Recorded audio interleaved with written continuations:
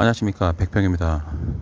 2022년 20년이죠. 12월부터 제가 이제 국회의원 한 230명인가 200명인가 되는 분들한테 사법개혁안을 우편으로 등기로 발송한 적이 있었습니다.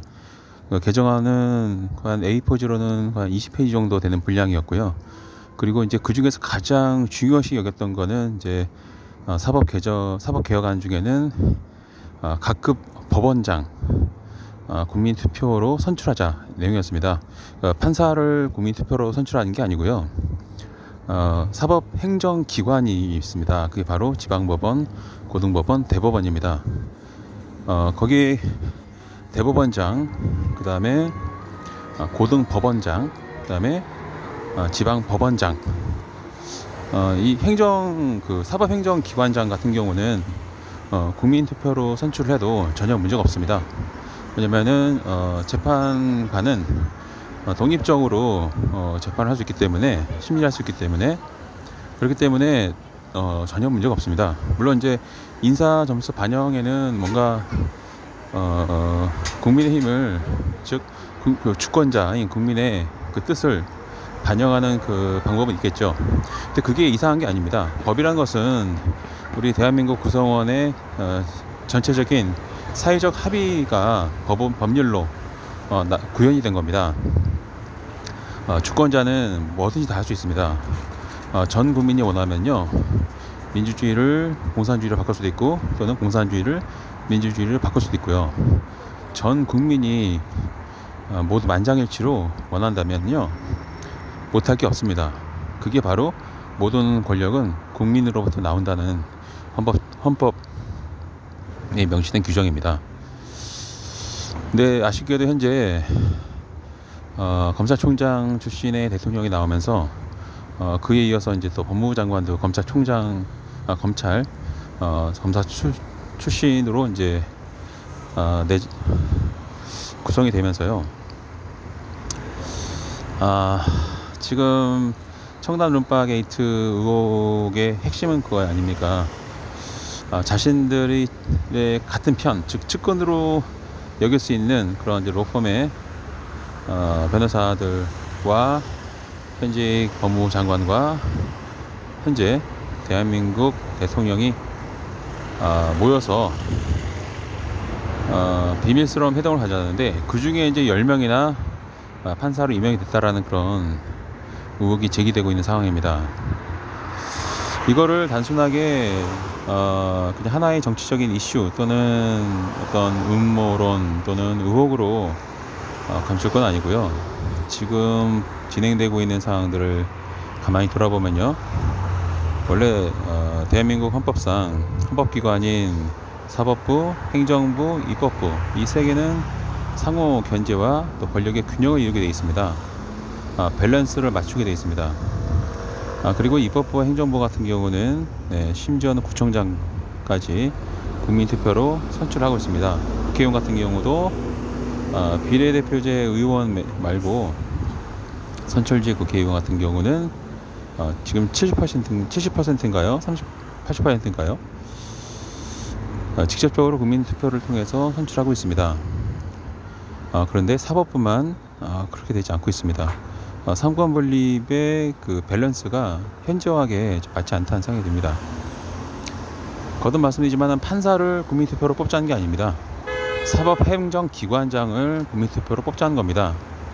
그거는 법을 만드는 입법부도 마찬가지고요, 이미 시행해 오고 있고 행정부도 마찬가지고요, 지방자치단체장도 국민투표로 선출하고 있습니다.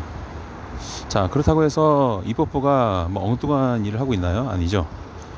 그렇다고 해서 행정부가 또 무너졌습니까? 일을 못합니까? 아닙니다.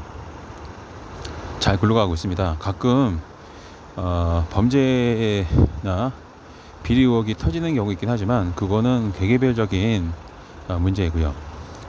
유독 유달리 사법부만 주권자의 명령을 받지 않고 있습니다.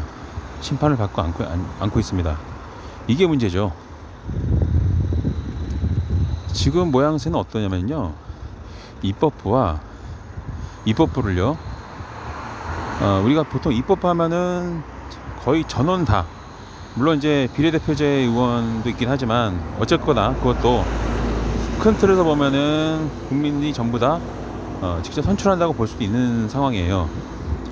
그렇기 때문에 국민의 가장 의사 전달을 잘하는 것이 입법부이기도 합니다.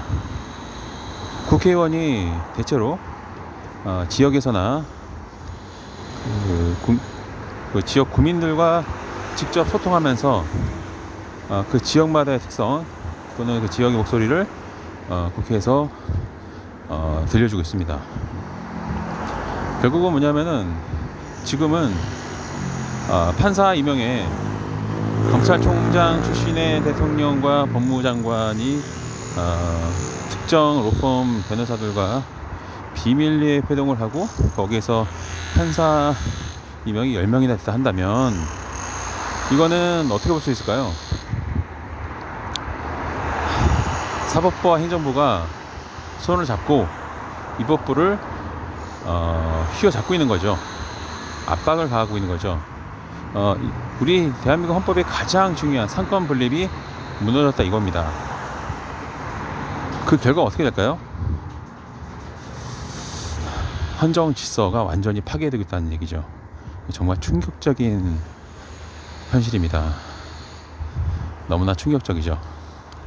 지금 상황이 어느 때보다도 입법 기관에서 권력의 분립 또 권력의 균형을 잡기 위한 좀 강단 있는 그런 선택을 결정을 해야 될 때라고 저는 생각합니다. 자, 입법부가 할 수 있는 게 뭐가 있나요? 탄핵소추안 발의입니다. 탄핵소추안 발의. 그거는 괜히 폼으로 가지고 라고 있을 게 아닙니다.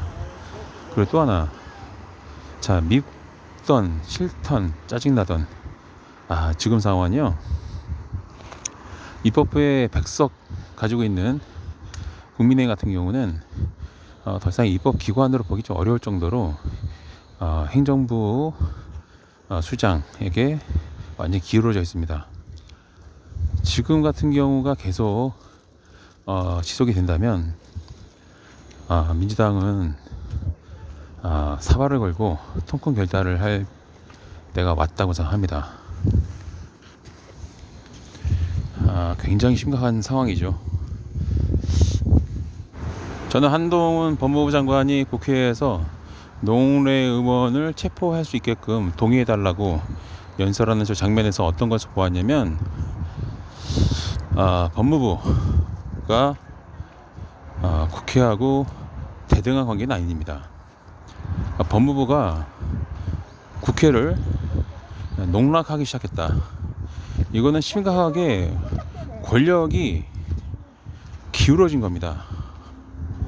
너무 심각하게 기울어져 가지고 대한민국이 과연 자유민주주의 국가인가 이제는 그렇게 말할 수 없을 정도로 심각하게 헌정 질서가 파괴되고 있는 겁니다. 자, 윤석열 대통령이 벌이고 있는 짓을 가만히 볼까요?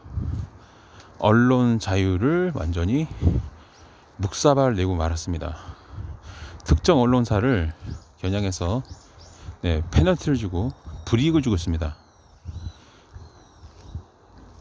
이미 명백하게 헌법을 위반하고 있고, 자, 그리고 다시 그런 상황입니다. 그러면은 우리는 무엇을 해야 될까요? 참 분노 때문에 말도 잘 안 나온 상태인데요. 저는 한 가지 참 답답한 게 있습니다. 검찰개혁을 외치는 건 좋아요. 자, 검찰 관련된 입법이 이제 발효가 됐죠. 더 이상 이제 검찰개혁의 얘기는 들리지 않고 있습니다. 어느 정도 마무리했다고 생각하나 봐요. 그럼 뭘까요? 그 다음에 뭘까요? 자, 언론개혁은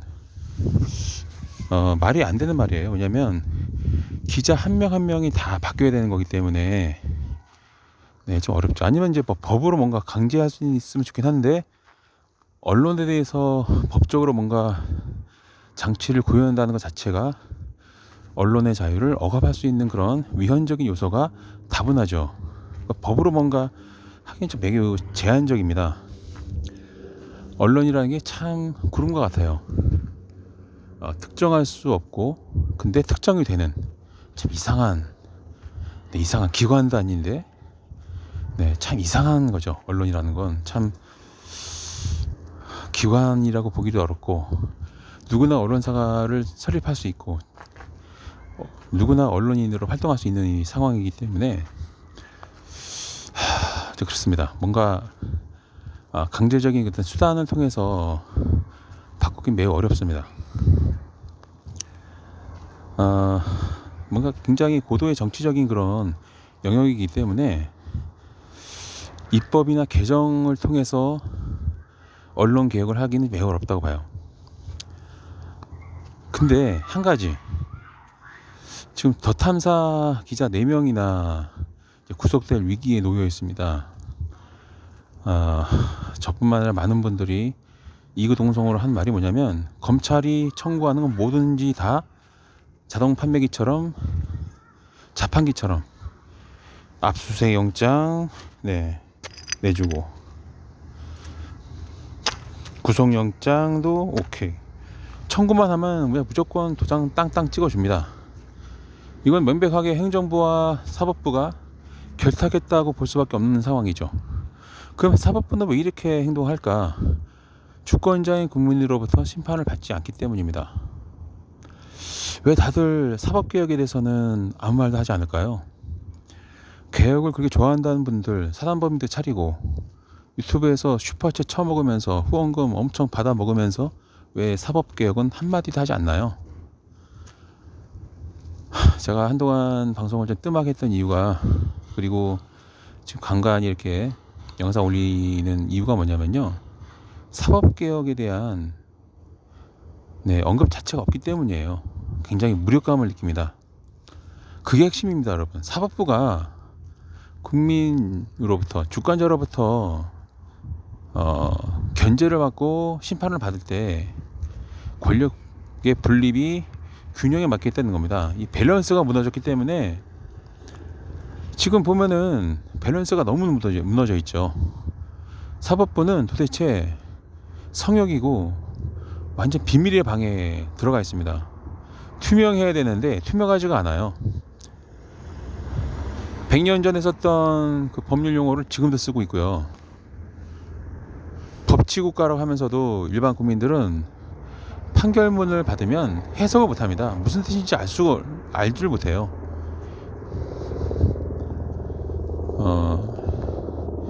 다들 개혁이 무엇인지 좀 깊이 한번 생각해 보실 필요가 있어요. 사법부를 압박할 수 있는 방법이 뭐가 있나요? 지금 국회의원들이 탄핵소추하는 거? 그거밖에 없죠. 국민들이 할 수 있는 건 뭐가 있습니까? 자, 국민들이, 주권자가 직접적으로 사법부에 대해서 압박을 할 수 있는 방법이 뭐가 있습니까? 국회의원들이야 5년에 한 번씩 선거를 통해서 압박한다고 칠 수 있죠. 너 다음번엔 낙선이야 이렇게 협박이라도 할 수 있죠. 압력이라도 될 수 있죠. 행정부는 여러 가지 행정소송을 통해서 견제하고 또 국민으로부터 직접 선출을 받는 국회를 통해서 행정부를 견제한다고 칩시다. 자, 사법부에 대해서는 과연 국회가 취할 수 있는 견제 장치가 탄핵밖에 더 있나요? 또 뭐가 있죠? 주권자는 과연 사법부에 대해서 견제할 수 있는 수단이 있습니까? 저는 여러분들이요, 각급 법원장 국민 투표로 사법부도 선출하자, 이렇게 좀 외쳐주셨으면 좋겠어요. 그러지 않으면요, 개혁은 항상 한날 바람결에 휘날리는 사쿠라처럼 그냥 부질없게 될 겁니다.